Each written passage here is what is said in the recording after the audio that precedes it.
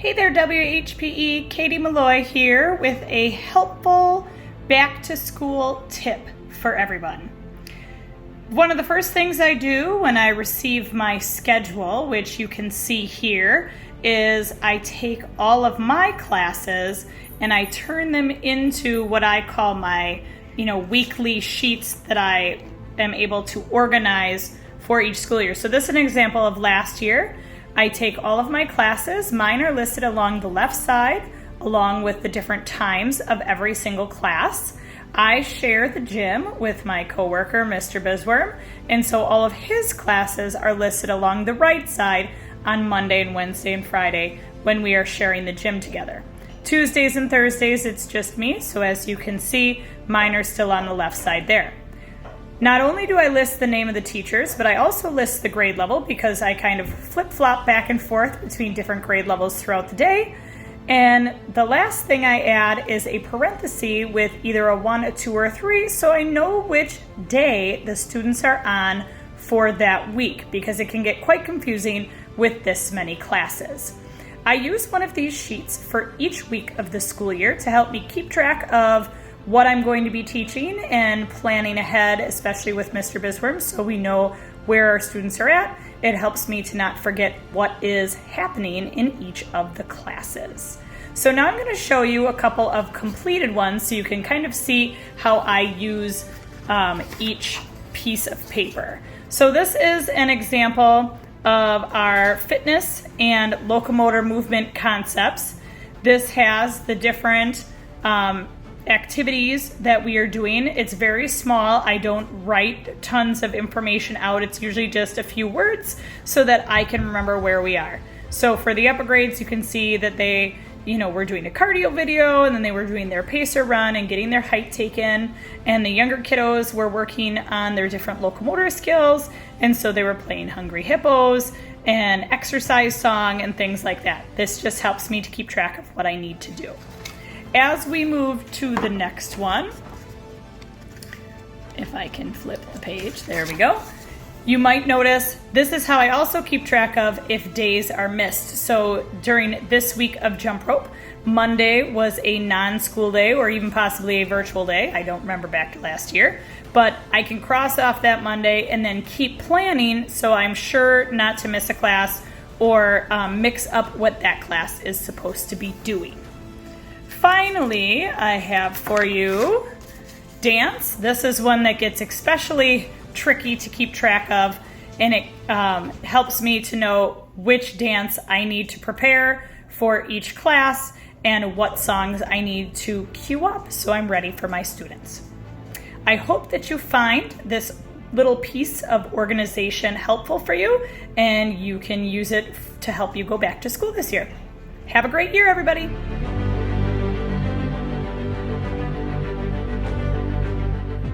Hey guys, a couple of tips for the beginning of the year. Some of you might love them, some of you might say, hey, not for you, but here you go.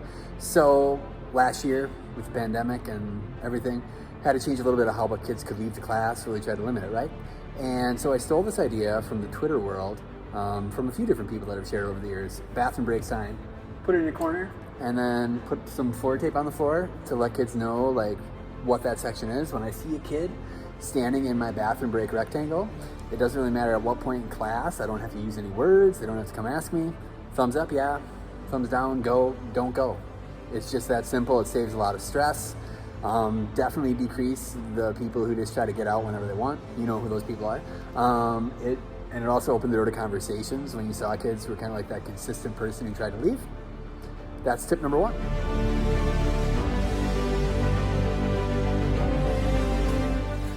Tip number 2, right behind me. For my emergency protocols, we always end up having to leave from the same door. So I figured, how do I make this really memorable? And I figured you do that by using a word that you usually would never use otherwise in class. So when the kids hear me say Oklahoma, they all know something's up. We know where to go. We practice it fairly early on in the year. My protocols never get messed up when it comes to emergencies. Have a great start to the year.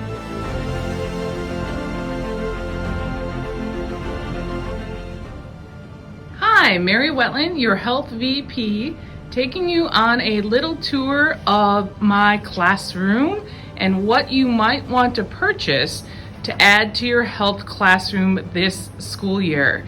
As you can see, I have a positivity wall full of posters with positive messages.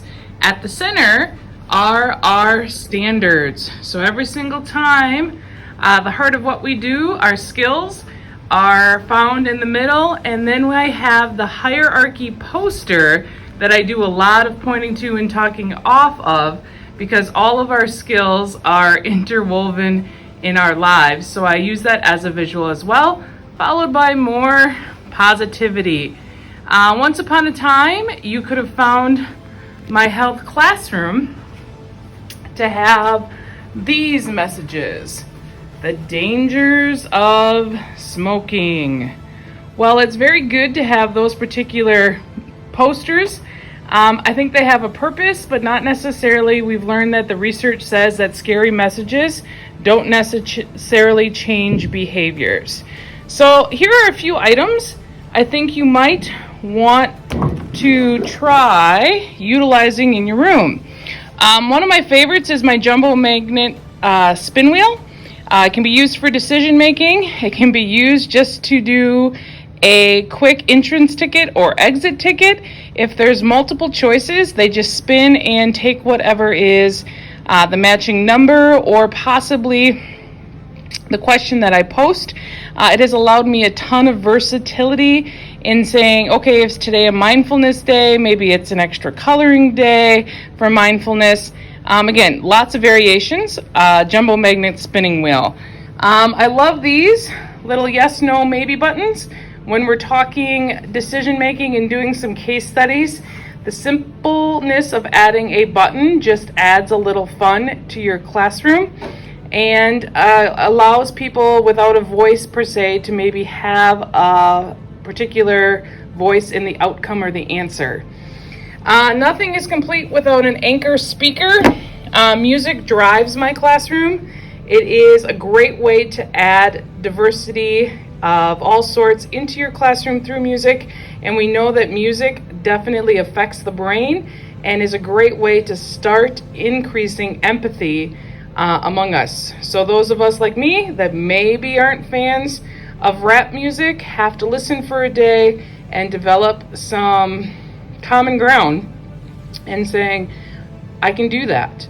I love these little lovely timers with glitter. There's a 3-minute, there's a 2-minute, there's a 1-minute. And again, having those and having the ability to get kids time to think and process, as well as just the aesthetically pleasing amount of the glitter going down the bottle. So I use them as timers for different things, for allowing kids to process, and they work great within that. Wouldn't be without my conflict resolution wheelies. They are awesome if you haven't seen this particular tool, but they're full of describe your initial reaction to a conflict. And they have tons of questions, so we do some scenarios and some conflict situations. What could you do to keep this on track if they push your buttons again? And it just gives kids easy scenarios questions to answer while they're responding to the scenarios that are given in class.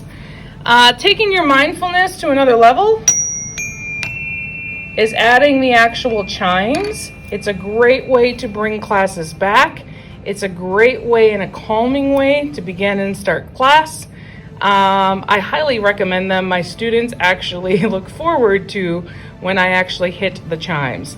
And last but not least, just a simple block cube that I have with Bloom's taxonomy questions in there. So here we're looking at analyzing, taking info apart and exploring. My students go through the level of Bloom's and challenge themselves during the lessons to get to that highest level, which is create. Thanks for your time. I hope you have a great school year. Any questions, feel free to email me at wetland@lakelandunion.org. Best of luck.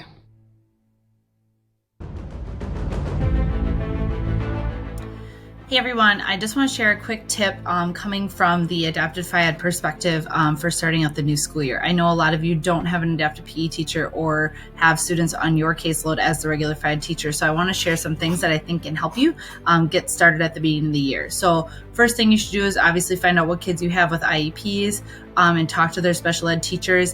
They should be providing you with information on them as far as what their disability is. But more importantly, I think that the information you should get from them is what are their students' likes and dislikes? What are their strengths? What are the things they struggle with? What things do they do in the classroom that help them be successful, and how can we implement those in the PE setting, right? What communication devices do they use in the classroom that we can also use in the PE setting? I think oftentimes they do all these great things in the classroom, and then those don't always get translated to PE, art, music, etc. So asking those questions, what things are they doing there, or asking if you can go in and check and see what they are so that you can then figure out a way to implement them into your Phi-Ed classes for that student. If you have access to the student's IEP, some districts allow teachers to be able to read IEPs, and it can be a little tricky to navigate and get to, but if you can, the specific areas that you really should be looking at are the special ed services, so finding out what services they have, if they do have adaptive PE, or maybe they have physical therapy, and you can have conversations with the APE teacher, and then also checking the supplementary aids and services. This is where it's going to say if the teacher has support, if the student has support from an aide in your class. So it'll say like support in regular education, support in specials, if it's an elementary student. So make sure you're looking for those wordings. And if it says adult support, and they're not having adult support in your class, then you need to make sure you connect as soon as possible with that special ed teacher so that can get taken care of and scheduled so that student can have the support that they are required by their IEP to have. So just two places to look: program services or special ed services, and then supplementary aid and services. They're going to be more towards the end of the IEP, but those are going to be the areas that you're going to be looking for. It's going to be most helpful, I think, to if you have opportunity to look at the student's IEP. Otherwise, communicate with your special ed teacher. It's going to be the best way to get information and learn more about that child. Hopefully this helps you gain a little more perspective on your special ed students when you start at the beginning of the school year.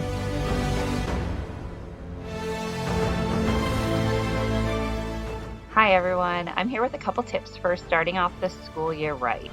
Getting to know your students is so important, and I hope that I can provide today a couple new activities that you might use either in the gymnasium or in your classroom, and these can be easily adapted to socially distanced environments too. So the first one is A Great Wind Blows. You may have heard of this one before. Normally, students sit in a circle, and that can be sitting on the floor or sitting in chairs, and the teacher says, "A great wind blows if," and finishes that statement with something that the students might have in common. So a great wind blows if you have a brother. A great wind blows if you like pizza. And then anyone who that statement applies to gets up and they find a new spot. If you're in a classroom and you have to stay at your desks for health education, for example, you could have them just stand up and then sit down. And then you can even have students complete those statements too and kind of pass around the role of the facilitator to them. The second one is an activity called Something's Not Quite Right. So this is where you would create a little bit of chaos in your classroom, in your gym, and have some things be out of place. And you can either have students work by themselves or with a group to identify some of the things that are out of place. So for example, you might have the date written up and have the wrong year that they would need to identify. Or you might have a ball out of place, a soccer ball on a basketball rack. And you could have them work on their observational skills, their teamwork skills, as they try to identify all of the things that are out of place. The last one is a time capsule, and you can do this a lot of different ways. With younger students, you could have them writing about their favorite things. Older students, you could have them write a letter to themselves that includes their goals for the semester, and then you come back to this at the end of the semester or end of the year and have them take a look at where they started and where they've gotten to now. So I hope you enjoy these tips. I wrote them up in the newsletter and included a link to the article where I drew inspiration. Have a great start to the school year.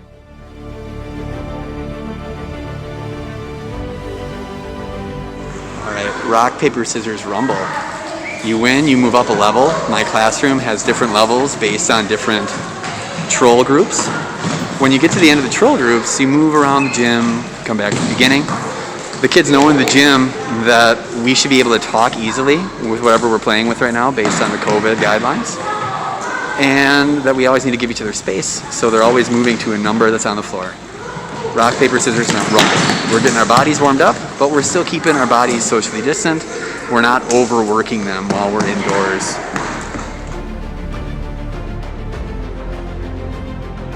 Cobra Kai game. For Cobra Kai, you have to outthink the sensei. And today I'm the sensei for the first round.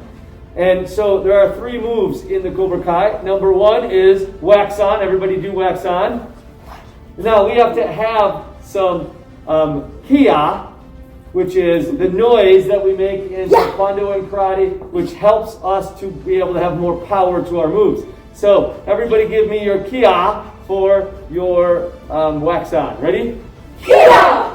All right. So if I chose that and you chose that, I win. You have to outthink me. You have to outfight me by outthinking me. So the next one would be our driver punch. And a driver punch from this position would be you step into it and you punch and you turn your fist as you go. That's the driver punch. And the last one that we would do, I'll do the driver punch. 1, 2, 3. And the last one is, of course, the crane kick, the famous Karate Kid. So your hands are like this as you kick and you just stand. So you go from this position up into it. You don't have to actually jump. If you want to, you can. There's no falling. Okay? So that is the 3 moves. So you have to try to figure out which one I'm not going to do. If you match me, you go down to 1 knee. If you don't match me, you take a quarter step or a half step in. And eventually the 2 people will be left at the end battling it. All right. Ready? 3, 2, 1. If you did driver punch, you are down. I defeated you. If you didn't, take a little step in. Everybody else is encouraging and cheering, and this is all about integrity, because integrity allows us to be able to compete. Without integrity, everybody could win, and that would be no good. So, ready? 3, 2, 1. You didn't win any? Oh, that's good. All right, everybody's still in. 3, 2, 1. Oh, I got a few people. Crane kick is down. All right, ready? 3, 2, 1. Let's go. Let's go. Who's left? Come on in, Avery. Yeah. All right, time to compete. 3, 2, 1. No! Let's go. All right, now, at the end, the last 2 people, you have to beat me twice before I beat you once, because I am the sensei. So it only takes me 1 defeat. It takes you defeating me twice in order to win. 1, 2, 3. Oh! This one decides it. Ready? 3, 2, 1.